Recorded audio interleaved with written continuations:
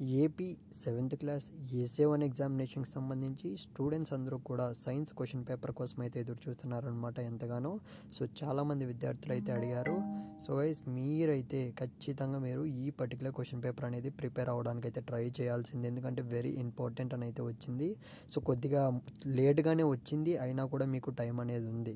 So ఖచ్చితంగా prepare అవ్వడానికి అయితే ట్రై చేయండి. అలాగే ఈ క్వశ్చన్ పేపర్లో ఎన్ని మార్కులు వస్తాయి, సో మనకు చాలామంది అయితే అడుగుతుంటారు ఎన్ని మార్కులు రావచ్చు సార్, మాకు ఎన్ని క్వశ్చన్స్ రావచ్చు సార్ అని.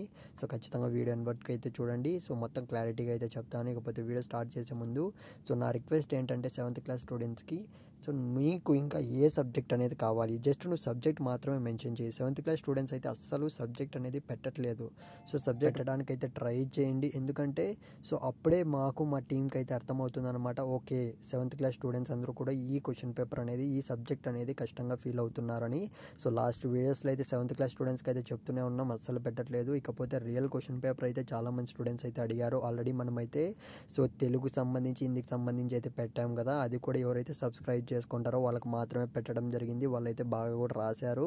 సో కానీ నువ్వు ఇంకా సబ్స్క్రైబ్ చేసుకోలేదు, సో కొద్దిగా సబ్స్క్రైబ్ చేసుకొని పెట్టుకో, ఎందుకంటే రియల్ క్వశ్చన్ పేపర్ మనకు గంట ముందే 2 గంటల ముందే తెలిసినా కానీ సో మనము ఎవరైతే సబ్స్క్రైబ్ చేసుకుంటారో వాళ్ళకి మాత్రమే అయితే పెట్టే ఛాన్స్ ఉంటుందన్నమాట. అలాగే టెలిగ్రామ్ అనేది మనమైతే కింద టెలిగ్రామ్ ఛానల్ అయితే పెట్టడం జరిగింది.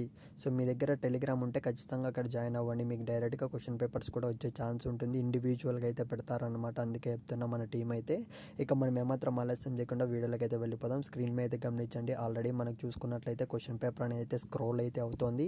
సో ఈ పర్టికులర్ క్వశ్చన్ పేపర్లో మనకు ఎన్ని రావచ్చు సార్ అని అయితే చాలా మందిలో డౌట్ అయితే ఉంటుంది.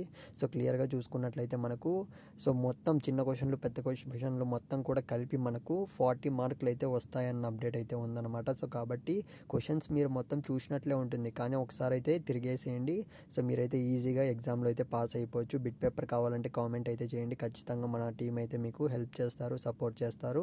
సో ఫైనల్గా చూసుకున్నట్లయితే 7th క్లాస్ స్టూడెంట్ ఒక్కడికన్నా ఈ వీడియో షేర్ చేయడానికి అయితే ట్రై చేయండి, అప్పుడే సో చాలామంది పాస్. చాలామంది అయితే ఈ క్వశ్చన్ పేపరే చాలా అంటే చాలా టఫ్గా ఫీల్ అవుతున్నారు. కాబట్టి సో ఖచ్చితంగా మీరైతే మీ ఫ్రెండ్స్కి షేర్ చేయండి. నెక్స్ట్ వీడియోలో అయితే కలుద్దాం. ఆల్ ది బెస్ట్ ప్రతి ఒక్కరికి. ఎగ్జామ్ అనేది బాగా రాయాలి, మళ్ళీ చెప్తున్నా.